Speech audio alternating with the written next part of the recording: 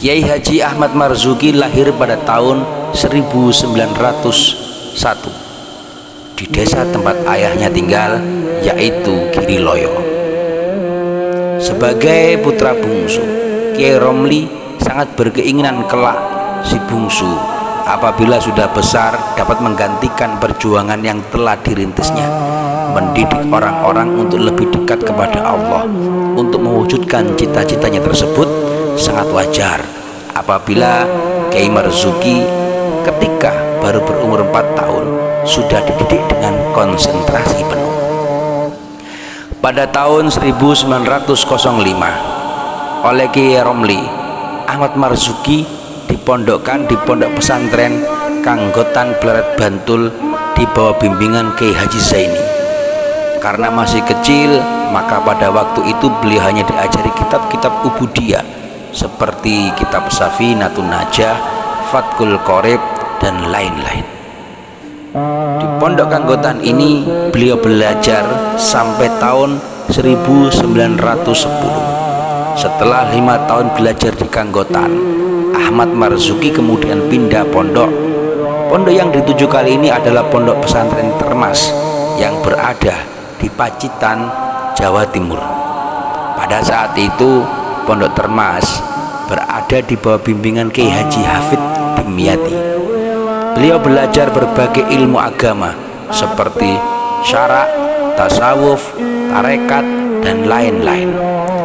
Di pondok ini beliau belajar selama 4 tahun, mulai dari tahun 1910 sampai dengan 1914. Ahmad Marzuki melanjutkan ngangsu kawero di pondok pesantren Watu Congol Muntilan, Magelang, tepatnya pada tahun 1915 sampai tahun 1918. Kehausan Ahmad Marzuki dengan ilmu-ilmu keislaman terobati di bawah bimbingan Kiai Haji Dimyati. Dengan semangat beliau mempelajari ilmu. Pulang dari Watu Congol, Ahmad Marzuki kemudian meneruskan mengaji di pondok pesantren Somolangu, Kebumen, Jawa Tengah, di bawah bimbingan Kiai Haji Abdur Rauf. Di sana Ahmad Marzuki mendapat kepercayaan untuk mengajar santri, menjadi badal atau sebagai pengganti kiai apabila kiai sedang berhalangan atau sedang sakit. Kepercayaan itu diemban dengan tekun dan ikhlas, sehingga tidak heran jika beliau semakin lama semakin menguasai ilmu-ilmu yang sudah dipelajari di pondok-pondok yang terdahulu. Di Somolangu ini Kiai Ahmad Marzuki berlangsung antara tahun 1919 sampai dengan tahun 1922. Pada tahun 1922, sepulang dari pondok Somolangu sampai tahun 1925, beliau melanjutkan pendidikannya di pondok pesantren Lirap, Kebumen, Jawa Tengah. Walaupun sudah mahir membaca kitab, namun beliau tidak jemu untuk lebih mendalami kitab-kitab yang telah dikajinya terdahulu. Hanya 2 tahun lebih sedikit Ahmad Marzuki menempat di Lirap, Kebumen. Pada tahun 1926 sampai tahun 1927 beliau pindah ke pondok pesantren Jamsaren yang ada di Solo, Jawa Tengah. Pondok Jamsaren pada saat itu berada di bawah bimbingan Kiai Haji Idris. Sepulang dari pondok Jamsaren, beliau menunaikan ibadah haji untuk yang pertama kali dalam hidupnya. Pada tahun 1927, selepas menunaikan ibadah haji sampai dengan tahun 1931, Ahmad Marzuki melanjutkan pendidikannya kembali di pondok pesantren Kerapiak, Yogyakarta yang saat itu di bawah asuhan Kiai Haji Munawir. Di pondok inilah beliau mewujudkan cita-citanya yang sudah lama terpendam ketika masih mengaji di Watu Congol dahulu, yaitu menghafal Al-Quran 30 juz. Marzuki mulai berdakwah sepulang dari ngangsu kawero di berbagai pondok pesantren.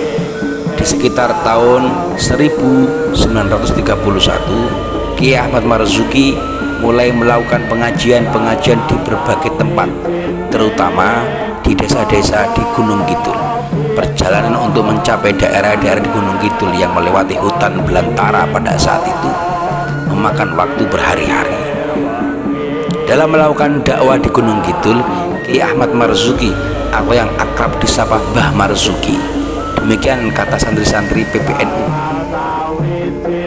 Diceritakan pula ketika dalam suatu perjalanan menuju salah satu desa di daerah Gunung Kidul harus melewati sebuah sungai yang lebar dan dalam. Seseorang harus berenang untuk sampai di seberang karena tidak ada getek atau kapal kecil. Kiai Haji Habib yang pada waktu itu diajak untuk menemani tidak berani turun ke sungai karena beliau melihat ada seekor ular besar yang sedang menunggu. Melihat ular di sungai yang siap untuk menyerangnya, Kiai Haji Habib berteriak, Pak, ada ular." Teriakannya tidak dijawab oleh Mbah Marzuki. Beliau hanya menusukkan jari manisnya di pinggang Kiai Haji Habib, dan ajaib, seketika waktu itu Kiai Marzuki dan Kiai Habib sudah berada di seberang sungai. Untuk mempersatukan jamaah pengajian, Mbah Marzuki mendirikan masjid, musola di berbagai desa-desa.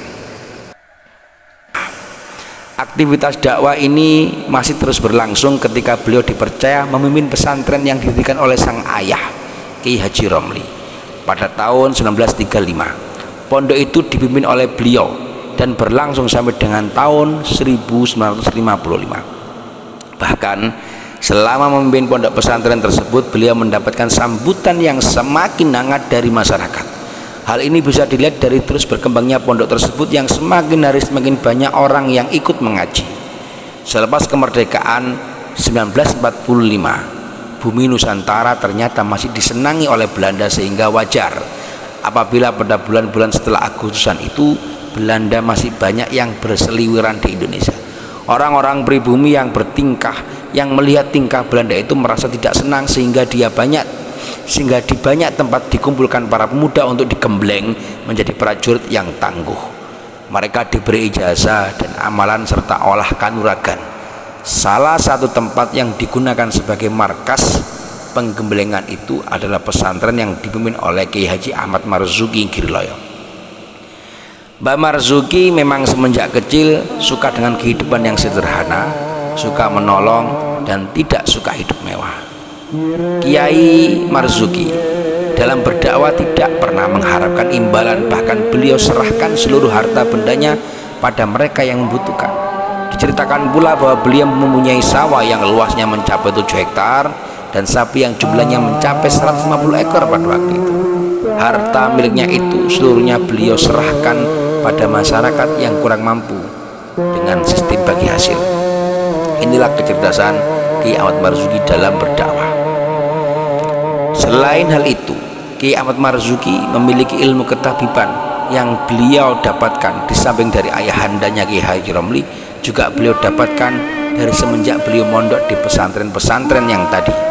Menurut Kiai Haji Habib Marzuki, salah seorang putranya, bahwa ilmu ketabiban itu beliau peroleh dari Kiai Haji Dalharwatu Congol, Kiai Haji Ma'ruf, Kiai Haji Khalil Bangkalan Madura, Kiai Haji Dimyati Termas, Kiai Haji Dimyati Kebumen Somolangu, dan Kiai Haji Abdurrahman.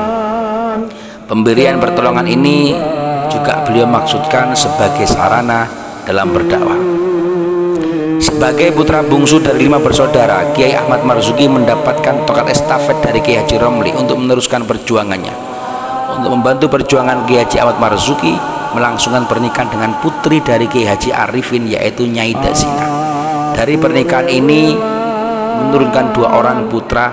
Pertama Kiai Haji Asyari Marzuki Nurul Umah Kota Gede, dan Kiai Haji Habib Marzuki Wates Kulon Progo. Setelah berpisah dengan Nyai Dasina pada tahun 1949, Kiai Haji Ahmad Marzuki kembali melangsungkan pernikahan untuk yang kedua kalinya dengan putri dari Kiai Haji Abdullah, yaitu Nyai Zuhro. Dari pernikahan ini beliau memiliki putra Kiai Haji Masyudi dan Kiai Haji Ahmad Zabidi, dan seorang putri bernama Haja Sitihan.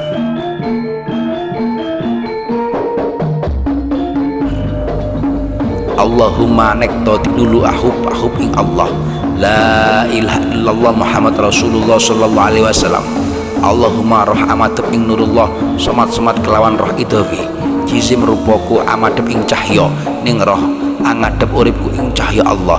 Ya Allah ya Rahman ya Rahim ya Ghafar ya Aziz ya Qudus ya Alim ya Karim ya Arhamar Rahimin.